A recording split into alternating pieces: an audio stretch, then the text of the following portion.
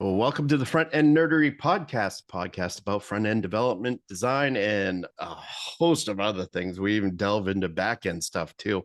It's crazy. The name stuck, so here I am.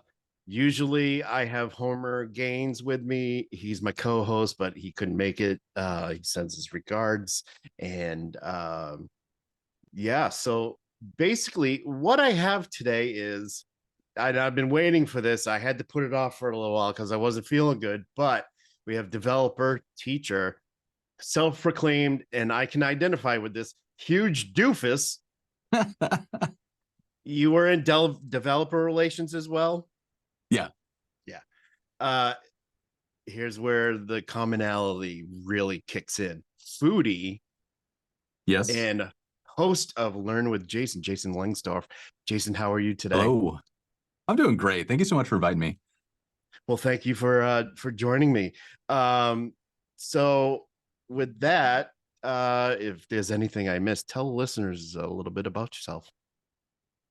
Yeah. So I've been doing this for roughly 20 years. Started out in agency, did some contract work as an engineer, worked at IBM in the kind of the big corporate space as an architect, worked in startups and worked in the executive level. And these days I'm back to being a consultant, but this time I'm trying to just, I'm really just trying to make my way in Hollywood. I want to make more videos and have more fun doing it. So yeah, having a blast out here.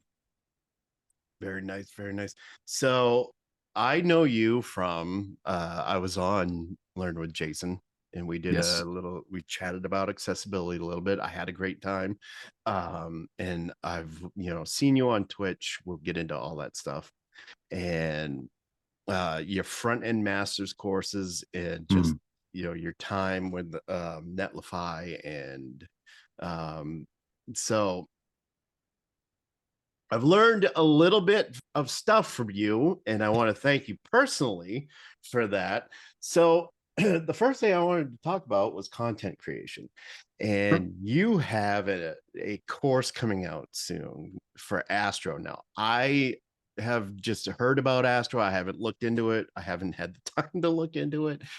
But could you tell people a little bit about what you have coming up with? It's called the Astro Party course. Yes. So Astro is exciting to me because I love building for the web, and I love being able to just have a bad idea and ship it really fast and, try to make my friends laugh. And I've felt like recently we've been getting away from making things easy to ship. We've been moving back toward, like, we got to deploy servers, we got to think about caching, and there's just a lot going on to get something up on the web these days. And I just loved how refreshingly simple it was to build something with Astro. So Astro is a kind of combination static and dynamic framework. By default, it compiles to just HTML and CSS, doesn't ship any JavaScript by default. So you can put it up on a CDN. And to me, that's like the right default. And then you can opt in to any framework that you want. So if you want to build in Vue, Svelte, React, Solid, plain old vanilla JS, web components, you can do that. And you just mark the component that you want to be dynamic, and Astro will selectively hydrate it. So you just get a little bit of JavaScript instead of making the whole website JavaScript. They also just recently added the ability to add servers. So if you need something like a form submission, or you've got logged in users and you need to check a cookie before you return data to the browser, you have that option as well, but it's opt-in instead of making the whole website serverful by default. You still do HTML and CSS for mostly everything, and then as needed, you can add more functionality, which to me feels like the right default. That's where we want the web to be. And so I got really excited about it. I've been friends with the Astro team for a while. I think that they're good people. They care about community. They're thinking about the web in a way that I think is future proof, in ways that I'm a little bit unconvinced of with some of the other frameworks that are out there right now. I don't want to start a whole thing about that, but I feel like this idea of like default to HTML and CSS is the right call. and everything else is additive. That's the core of progressive enhancement. That's what we've been doing since the very beginning of the web. It's going to live forever. If you build an Astro site today and you compile it to HTML and CSS and you deploy it to a CDN and you forget about it, it will continue to function until the heat death of the universe, because that's what we've decided is going to continue to work on the internet, is HTML and CSS. So all that being said, I want to help teach people about why all this stuff is cool, how to use it, and how to get back to just making fun stuff on the web. And I'm working with the team at Badass Dev. It's Joel Hooks and Wojciech and Michelle Hoylik, and they're so brilliant. And they're just like making this fun, right? So it's going to be more of a fun course. We're going to play. We're going to, the demos are all going to be goofy and silly, and we're just going to try to like make some weird internet as a teaching tool. I'm kind of sick of the straight lace stuff. I want GeoCities back. Like, let's get strange. That is right down my alley, and I'm looking forward to that, actually, because everything you just said that's the way I think. I've been doing this, I remember when CSS wasn't around. I remember when, HTML 3.2 and even before that. So that dated me. That actually carbon dated me. So, yeah, HTML, CSS, I being known for, accessibility, that is how I would like, I think we're a little too saturated with JavaScript these days. And I actually, now that you've given me a good description of what Astro is, I think I'm going to go check that out this weekend. So that's going to be fun. Thank you.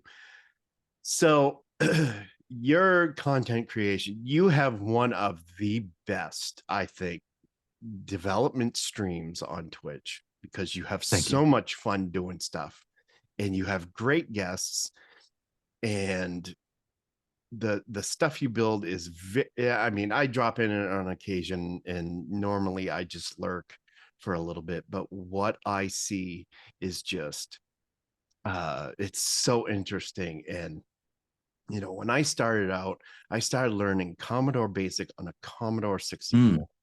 Yeah. And it went from there. And I had so much fun, and I had a desire to I would literally sit in my room as a kid and just code for a day, for an entire day. My parents almost put wanted posters out for me, because I was rarely seen in the house. Sure. As far as content creation goes, though, what do you look for in content creation that piques your interest and holds your interest? So I think there are a few different avenues of content creation. And I think that one of the challenging things is, for a lot of us, we're trying to do all of it at once, and that can be overwhelming. And it also leads to stuff that is kind of hard to stick with, because it feels all over the place. And so when I have a problem, I want to Google the error message, and I want a clear explanation of what the error message is from and how to solve it. And that is one of the most valuable types of content generation out there. And if I look at some of my most successful posts for over time, I wrote one called "How to Get Form Values Out of or as JSON," and that post does numbers, like tens of thousands of visits every month, because it's a very relevant piece of information that people need, and it's very small and contained. Similarly, like there's a next hydration error that is common because it's confusing, and like getting that to work. So I wrote a small article on why does Next break like this? What is the hydration error, and how do you fix it? And that post is, a few hundred words, and it gets tons and tons of traffic. It's over on the Netlify blog. So that's one style of just like practical. As you're building, you hit a problem, you have to Google. It's not easy to find a solution, so you just create the article that you wish you would have found. And those ones are so valuable.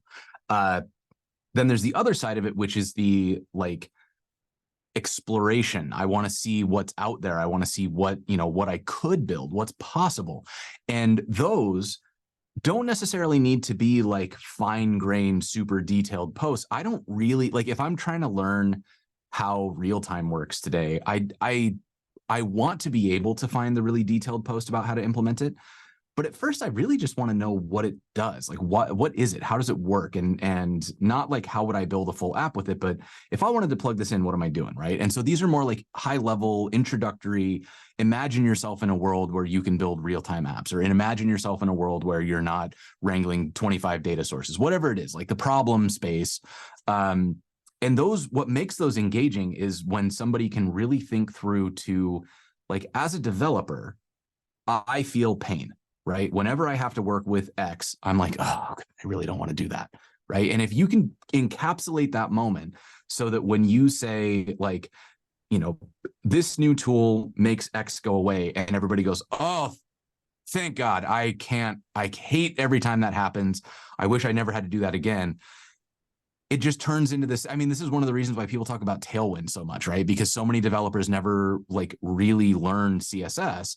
And so CSS is a deep pain point for a lot of people because it's complicated. It's probably one of the most challenging programming languages that we have.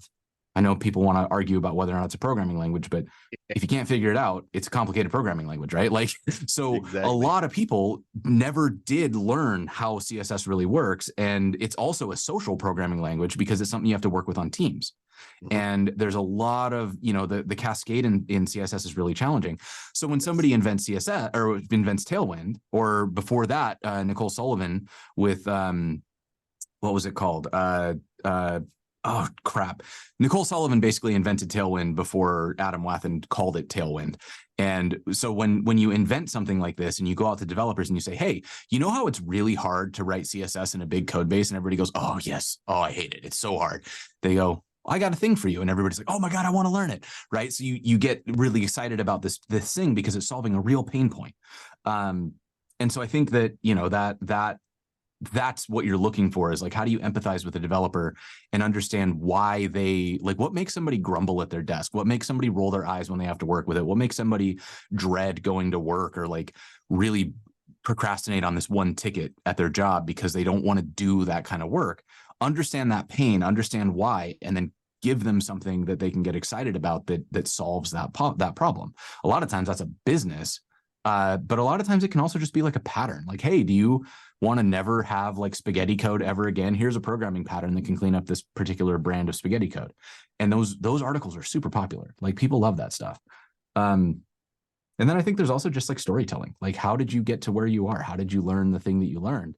It's not necessarily about a coding program as much as it is about like a way of thinking about this industry or about this job. And so a lot of my more popular articles are about stuff like, there's this one I wrote called The Progressive Disclosure of Complexity, which is a concept I borrowed out of UX, and just talked about how to design an API in a way that feels like you are progressively discovering things instead of being handed a bunch of like parts and said, all right, assemble it. You get a fully working thing, and then as needed, you can open a hatch and figure out how the internals work. And that, very, very long and wandering answer here, but I think what makes content creation good is understanding the purpose that you're creating the content for, and steering fully into that, not trying to make, like, you could write a story about progressive disclosure of complexity that explains a programming pattern that could make your life easier, that also teaches you the in-depth piece of doing a tool, but that's so hyper specific that almost nobody would apply to all three of those categories. Right. So it's better to write 3 articles instead. Yeah, definitely. Object-oriented CSS was Nicole Sullivan. That's right. Yes. And I used that for the longest time when I was doing CSS. That helped me learn CSS actually. Better. I had, I was, big CSS person back then. And then, that came along and that made it easier to understand for me. So Yeah, that was a great answer. When things are broken down to, I mean, not finite, finite examples or, Mhm. specific, you know, hundreds of specific little tiny tidbits, but, sizable chunks that I can Mhm. myself parse. Um, that makes things, so much easier for me. And I know a few people that, whether it be a cognitive thing or just the way that learning is so much easier that way, Mhm. that works the best. With that, I wanted to segue into teaching, because a lot of what your content is also teaching. And Mhm. you have the stuff on Front End Masters, you have the stuff on Learn with Jason, your website. And tell us a little bit about Learn with Jason, the website, and what you have going on there. And I definitely um would like to know, what, if anything, uh your style, I guess, of teaching, and how you like to approach teaching people. Yeah. Well, let me start with this. Yeah, the style and approach. So I think there are a million different ways that you can teach, and there are some that have been like deeply researched and are very like specific pedagogical. You should do it like this. I don't do that. I do things in a way less structured way. But what I've learned about myself is I like to learn by immersing myself in something and kind of seeing it happen and then going back to the beginning and trying it again with the context of like having seen everything that it does. So when I was a kid, what I used to do is I would, if I was going to get like when I started PHP, for example, I didn't just start writing PHP. Actually, before I wrote any PHP at all, I read the entire PHP manual. Mhm. And my reasoning for that wasn't that I thought that was going to teach me PHP. It was that it was going to put into my head all of this jargon and context and like different words and stuff like that that was going to be common, so that when somebody talked about a PHP concept, I wasn't going to say, wait, what was that word? Right. I was Right. going to say, oh, wait, I saw that. I don't know what it means, but I know that that's a PHP thing. Right. So it helped me understand when I wasn't understanding because I hadn't learned it yet versus when I wasn't understanding because somebody was using words that didn't make any sense. Because a lot of learning out there is somebody like there's jargon, and sometimes that jargon is necessary.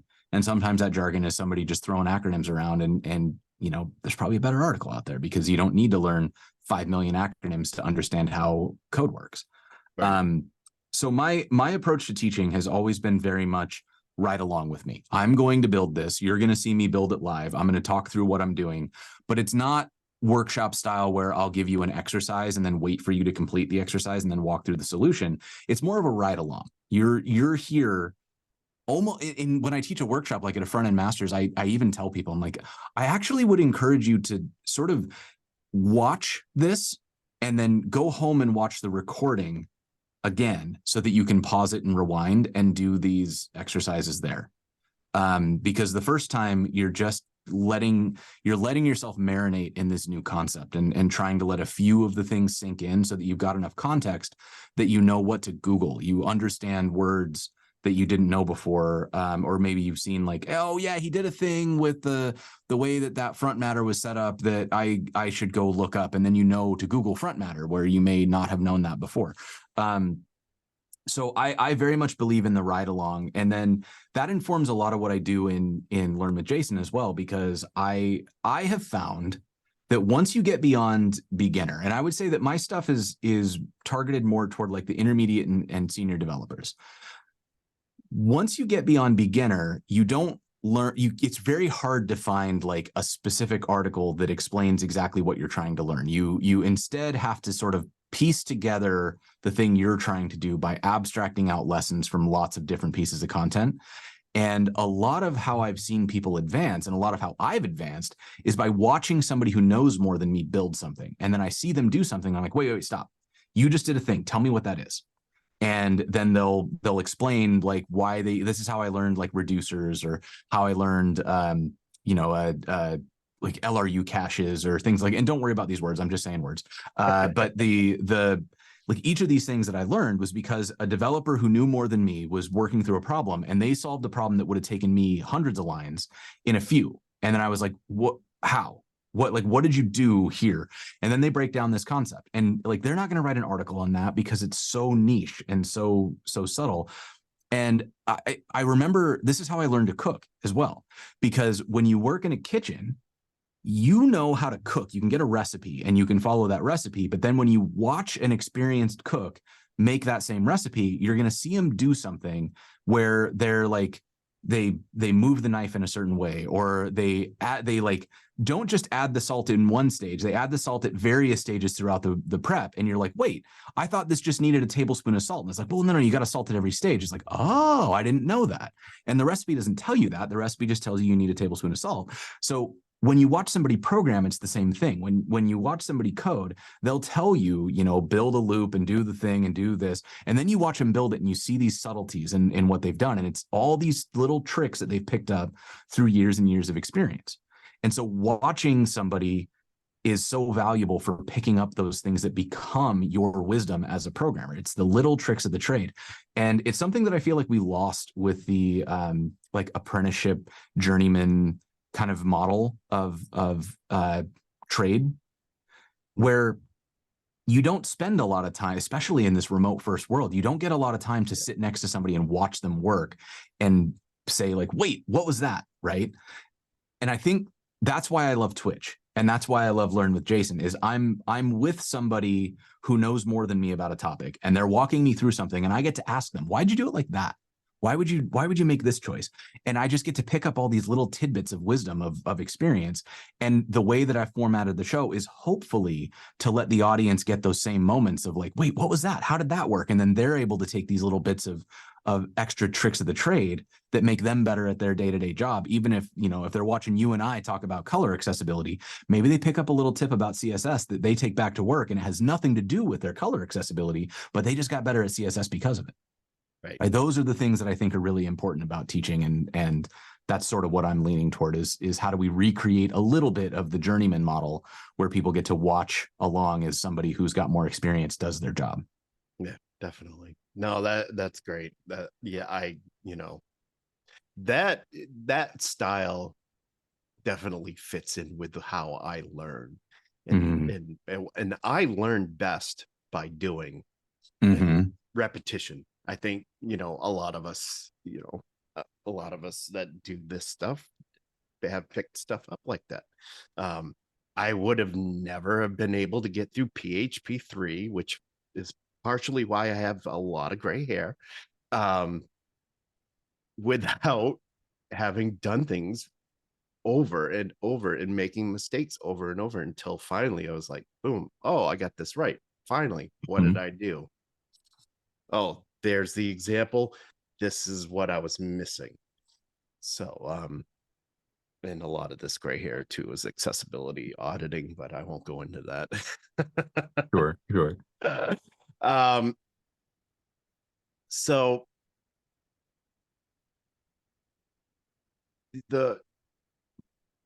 you have your content, you have your learning, you have all this great stuff. What's for you, what is the best part of doing all this teaching and all the content creation?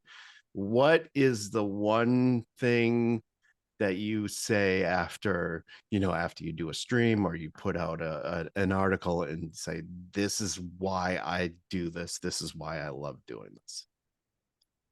I have two. So the first one, and the reason that I keep coming back to teaching in general, is the moment where you see somebody have that light bulb moment, like, and you can watch this happen when you're teaching somebody something that's new to them, and you watch the dot connect and their eyes light up, and you see them build that new pathway in their brain.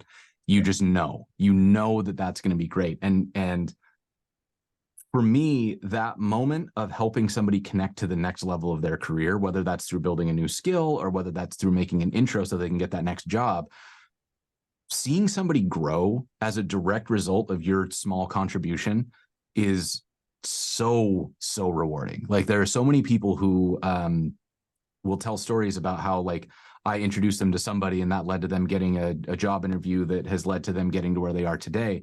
And I'm not like out there actively seeking this. I'm just, if I see somebody who's doing good work, I want to help them do more of it. And I'm, telling my friends about these great people that I'm meeting. Right. But then you find out later that like helped kick off somebody's career, or that they learned a skill from you that they were able to apply into a thing that got them like a round of funding. Those moments are like, I don't care what I do in my career. What I care about is that there's a whole bunch of people who will look back at their journey and like one step of it was facilitated by me. And that's legacy, right? Like, that's making the industry a better place. So that's like the majority of it. And then the other part of it, and this is newer, is making this content that I'm making has opened the door for me to work on more like polished production. So I get to work on more skits, more, we're scripting things, we're bringing in actual film crews. And that is the most fun that I've ever had in a job, is trying to write a script about programming that's funny enough that if we just said it, it would be funny. And then also working with a team to build out a set and like visually tell this story in a way that's really fun. I'd never had a chance to do anything like that. And I'm realizing that this is why I'm always been a theater kid at heart, right? Like, I was in a band, I was the front man of the band. And I've always tried to find what, I love getting up on stage and giving presentations or teaching workshops. So I'm just a ham, and getting the opportunity to do these more like theatrical things, like at what are starting to feel like small movies, is so much fun and so rewarding. And I'm going to try to do as much of that as I possibly can. Yeah, no, that's awesome. As far as getting into content creation, so here's just a question that just popped up into my head. What would you tell somebody that's looking to get into content creation, that they're looking to do something, they're looking for a way to take what they're doing, and they want to say bring it on Twitch and start that ball rolling? What would you say to somebody starting out in content creation? Just start. There are millions and millions of reasons not to start, and none of them are good.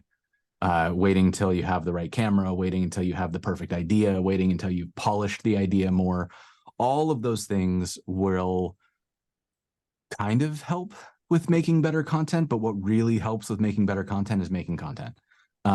Every rep, you will make a thing, you'll look at it and you'll go, I'm going to do this differently next time. And then you just get the reps and you keep producing and you keep releasing, and every single time you're going to learn something. Like, I just did a keynote where I was playing with I did it without a slide deck. Instead I did it almost like a YouTube video where I would like did a bunch of different camera angles and was just playing, right? I was trying something new. The whole thing made me cringe. As I was watching it, I was like, I cannot believe I did this. This is so corny.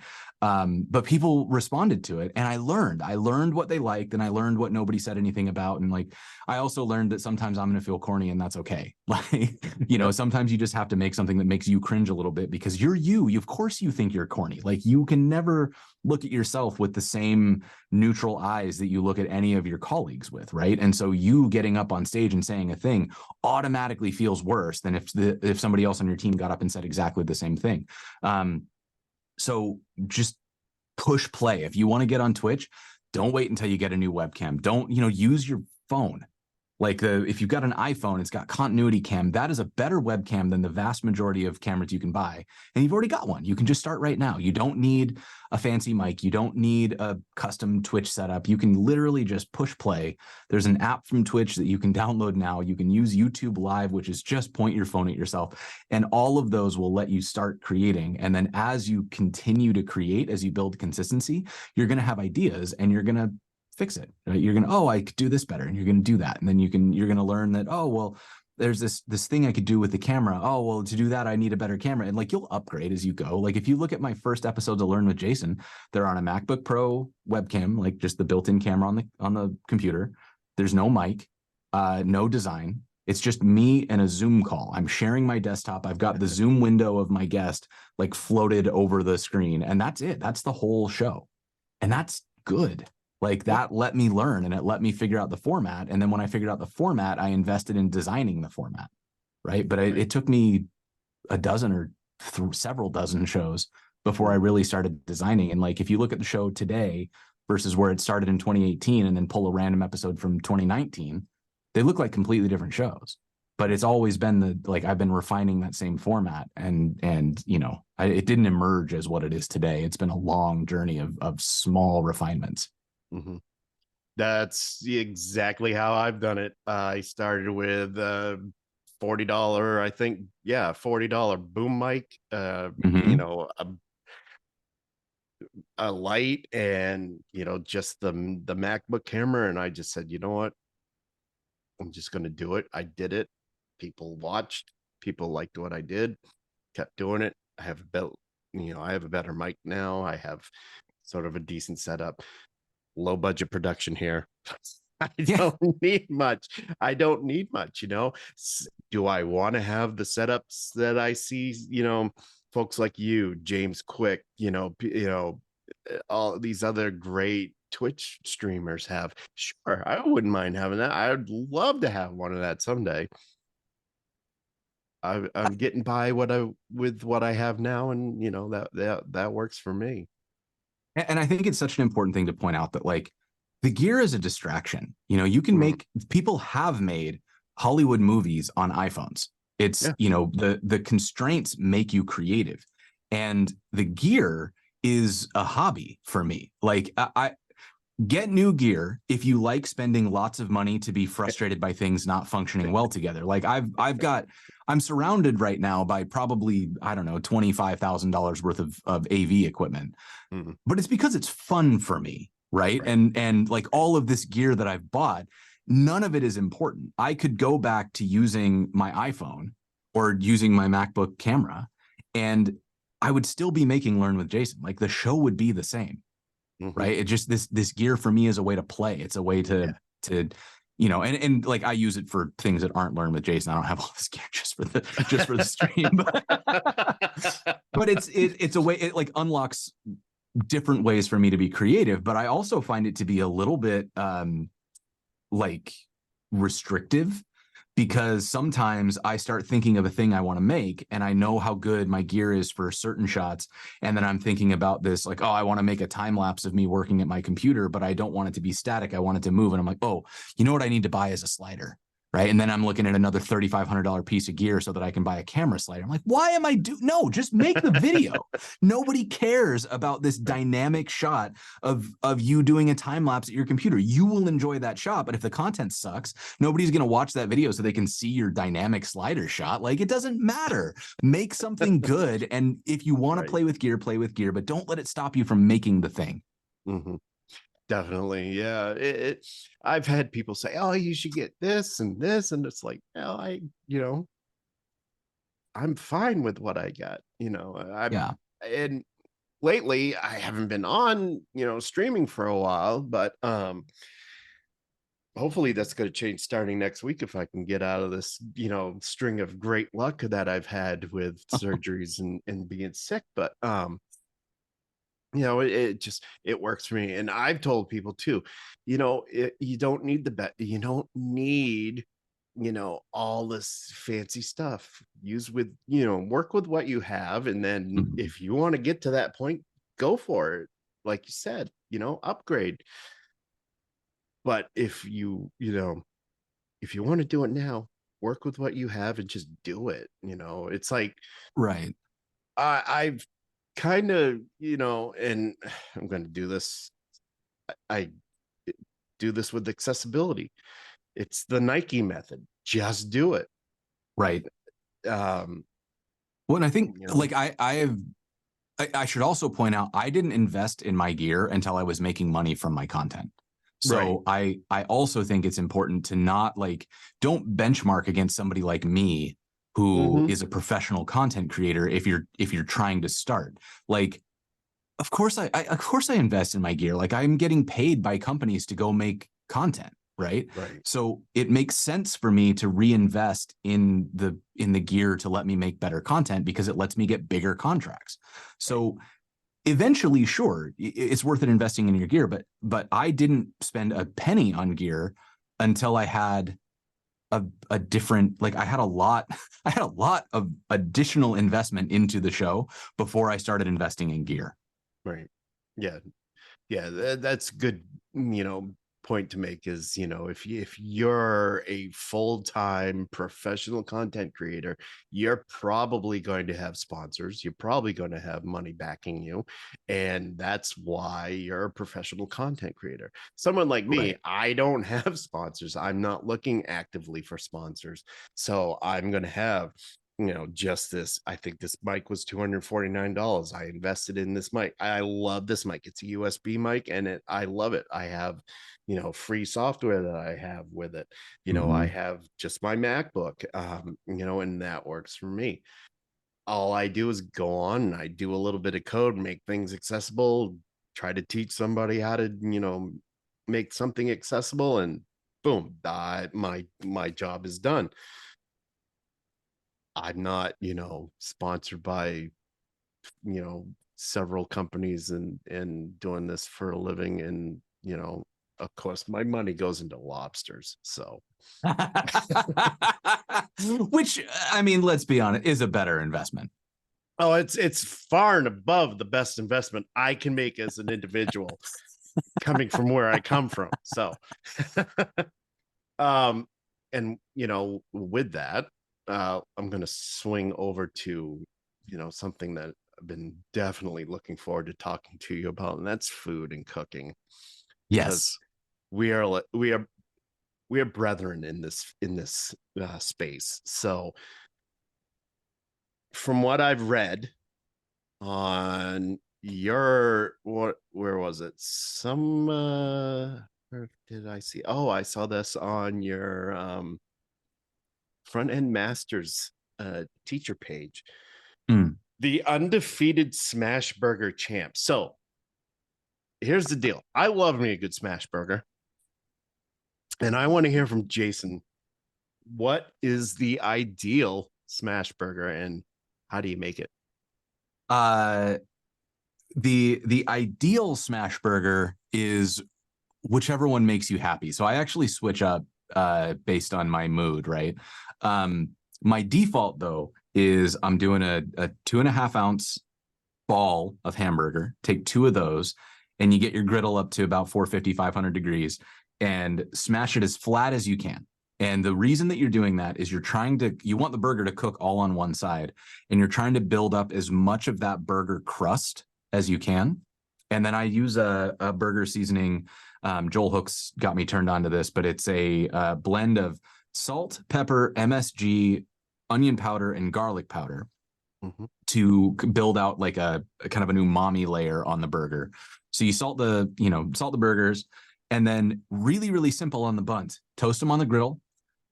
Shredded iceberg lettuce on the bottom to act as a moisture barrier so that your grease from your burger doesn't like turn your bottom bun into a sheet of tissue paper. Burger, American cheese, a little bit of pickle, not a little bit of pickle, a lot of pickle. And I'll take some like diced white onion and sometimes mix that in with the lettuce, or I'll put it on top if I'm feeling a little more crunch. And then I make a burger sauce that is, my burger sauce is a little extra, but it's because I have fun making it. But you can make your own mayonnaise, and then I'll put some fish sauce in it. I'll put some pickle brine in it. Dice up, some different little crunchy bits for a little bit of extra flavor. You can put some heat in it if you want, a little ketchup, or if you want to get really extra, you can put a little tomato paste and a little sugar in to make a ketchup, like kind of go ketchup-y. And you end up with this like it's fry sauce. It's just fry sauce. You could make it with ketchup, mustard, and mayo. But I'm like, no, I'm going to make it my own. So I think it's, but that's it. That's the whole burger, right? And to me, I love that because it's so simple. And I think one of the things that I've learned, and you can tell me if you agree with this, but as I've gotten more experience as a cook as well as a coder, I started out very simple because I didn't know how anything worked.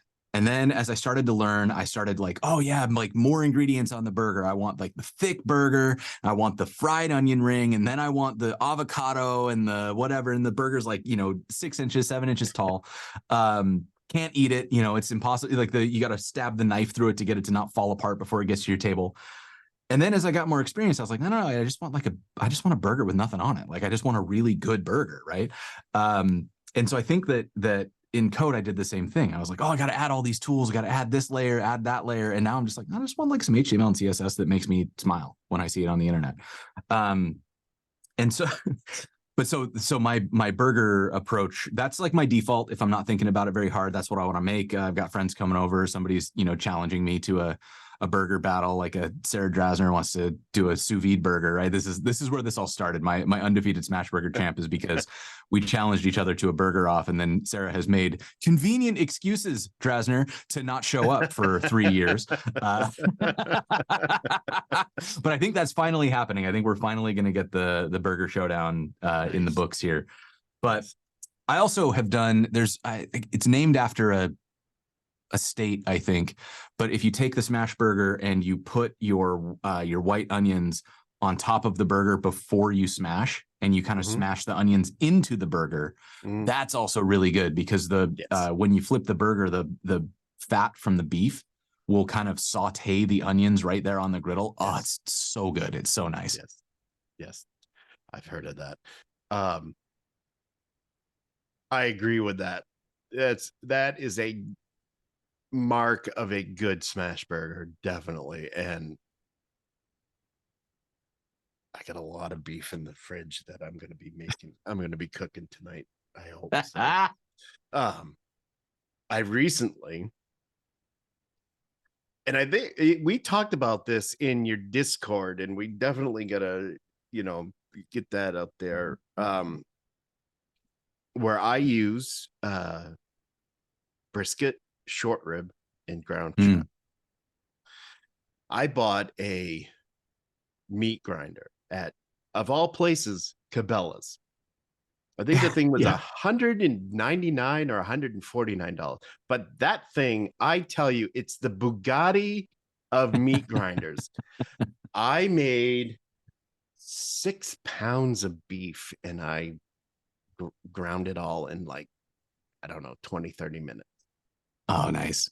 And I had my sous chef, my girlfriend's daughter, at the she was weighing it out, and I go, make sure these are all 4 ounces, and boom, she was hitting the mark.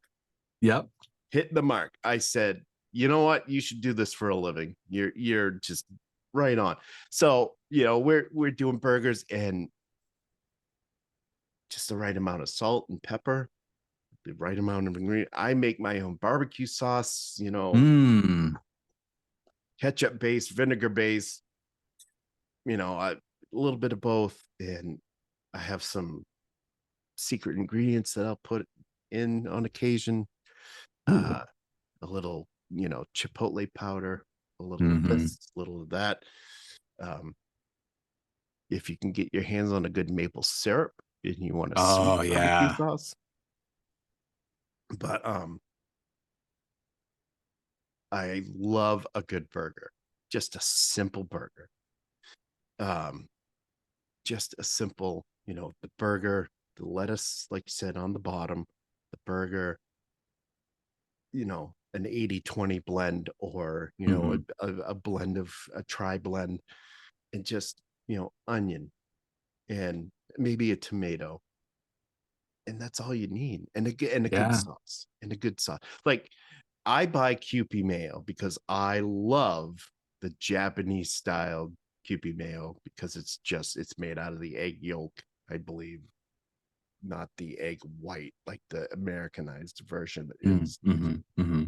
So, if I want to go all out, I'll make my own mayo, but usually I'll just, Kewpie mayo, a little ketchup, a little mustard, a little Worcestershire sauce, and boom, I do love the throwing QP. I personally, I go Duke's. I think Duke's Dukes. mayo is killer.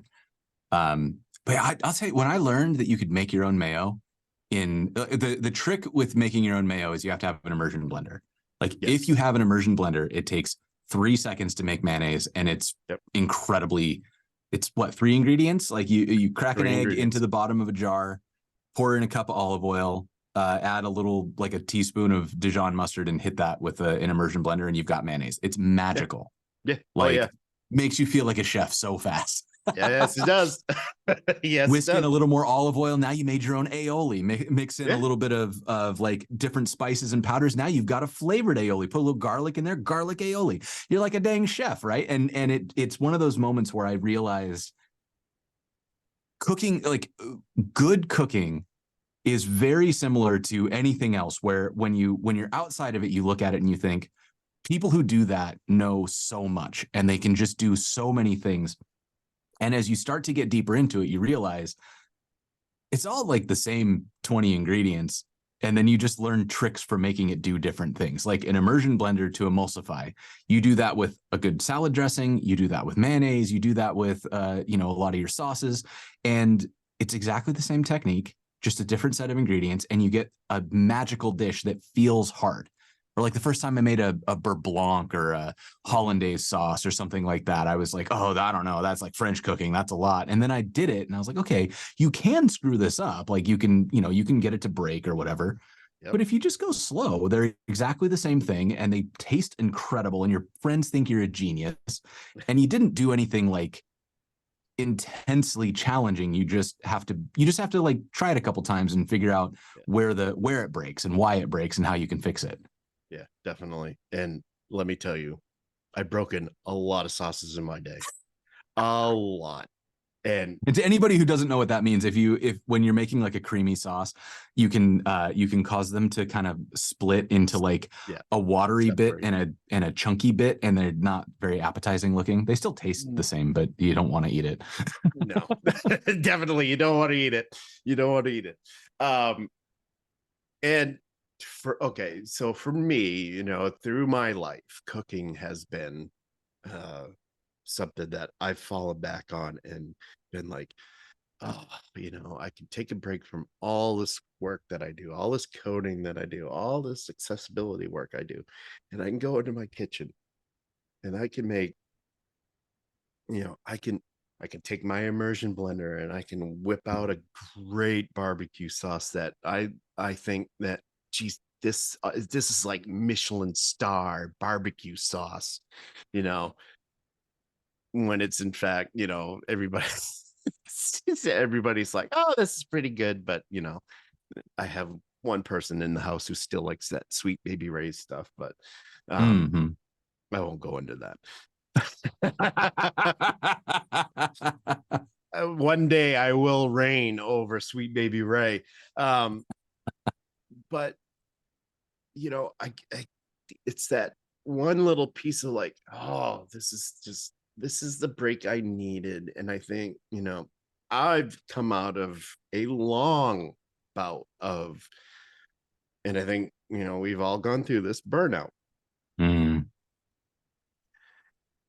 I don't know about you, but when I cook, it's like all the stuff that we do is just, it's off to the side for a while. It's just, it's me in the grill, or me in the kitchen.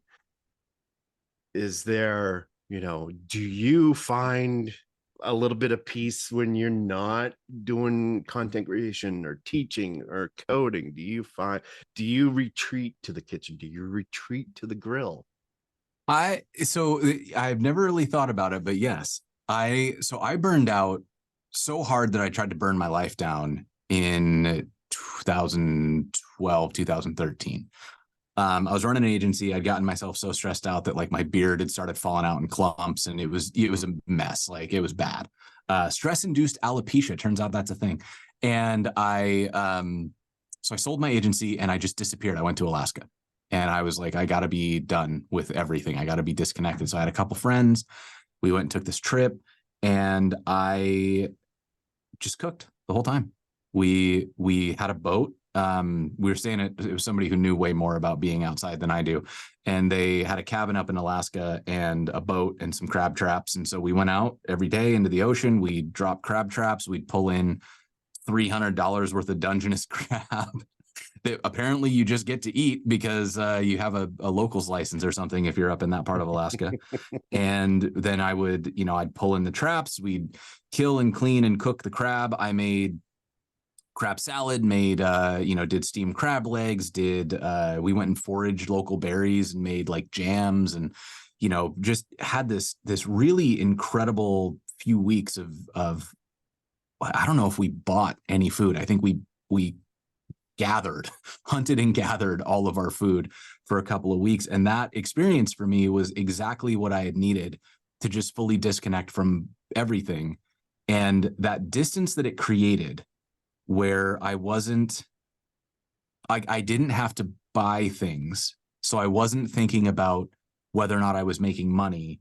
And it was just me and this food. And like, could I make something that I was proud of with just my hands and the tools in this kitchen? And it helps put things in perspective for me, where I'm realizing that all this stuff we're doing, like, it's important, but it's not that important. It's just a job. And if we didn't do this, we would do something else. If I didn't work in tech, I would work in, I don't know, maybe I'd be in publishing, or maybe I'd be back in food service, or who knows, right? But I would have a different job. It's just a job. And I would find a way to get by, and I would find a way to make a living, and maybe it would be a different living. Maybe it would be better. Maybe it would be worse. Who knows? But I wouldn't be a different person, right? Like me being a programmer isn't who I am. It's just the job I do. And if I was a chef or a Wall Street finance person or whatever, like it'd be the same. That's my job. It's not who I am. And I think that cooking helps remind me of that, because I love to cook, but I'm not a chef. I've never been a chef. I've worked as a line cook. I've worked as a prep cook, and I've had a lot of jobs in food service, but I've never been a chef. But I love to cook, and I think I'm good at it. And when I do these food parties, we'll bring people over, do dinner parties or barbecues or whatever it is. Those moments, I feel just as good about those moments as I do when I ship a huge project at work, or when I, find out that somebody I know was able to get a job, maybe I helped them get an intro or something. Like, all of these things feel great, and none of them have anything to do with like the specific labor. It's just these moments of like connection and attention and care. And I like food because food is one of the simplest ways to get that feeling of attention and connection and care. Like, if you care about food, you can make a bologna sandwich absolutely incredible. Yeah. And like, I think that's the part that feels magic to me, is you give me a loaf of Wonder Bread and an Oscar Mayer bologna, and I'll make you a killer sandwich. I really will. Because I care. Like, I one of my favorite quotes, that you might have heard this one, is the secret to good food is to find a chef who loves the food more than they love you. Because they're not gonna worry about your health. They're gonna make the best dish, and that includes a full stick of butter. Exactly. Oh, yes. And that's the French style. Use all the butter. Indeed. That is. Yeah, because food, like, so I haven't been on the conference speaking circuit for very long, a little over a year now, and I find that every conference I've been to, food is the one thing that brings everybody together. Your dinner, whether you get a group of people and you go out and it's food. So I was at KCDC last week, a couple weeks ago. God, time flies. And it was just barbecue. Oh, the withdrawals are real, let me tell you. Kansas City barbecued burnt ends and brisket withdrawal. I tweeted this out yesterday, is real. It's a thing. But I think food bringing people together, that I've met a ton of people, great people, over food. And that's the Mhm. I look forward to, like, for conferences and stuff, is going out, having dinner, speaking dinner with people that I normally wouldn't eat. And that applies to real life. Like, I think I told you I may be in your neck of the woods at some point towards the end of the year, and I said we got to get together. We got to get together, and it Yes. doesn't even have to be a battle. We could just do burgers. That Yes. I think that would be great because it brings people together. I admire what you've done with teaching content creation and everything that you do. And I think, standing with you at a grill, flipping burgers, you know, what better way to, put the work stuff behind and just, That's right. sit down and make a great burger and eat a great burger, and have great conversation over that. So, Absolutely. you know, hopefully, as the year progresses, that opportunity will come. Don't have don't have the specifics yet, but that looks like it's right now a maybe. Um, but with that, this has been a great conversation. Um, I thank you for coming on. And before we go, is there Mhm. anything else that you'd like to chat about or talk about or put out there? Can be anything. Shameless plugs. Go for it. The floor is yours. All right. I got three things. First, please just go out and make fun stuff. Like we're getting too serious in tech where we're talking about everything like it needs to be massive, permanent, future-proof scale. Please just go make something terrible that breaks if more than three people are looking at it at the same time. Like, just have fun. Go play. Yeah. We're missing the playfulness that I think made the web so magical in the first place, and I just want to see more of it.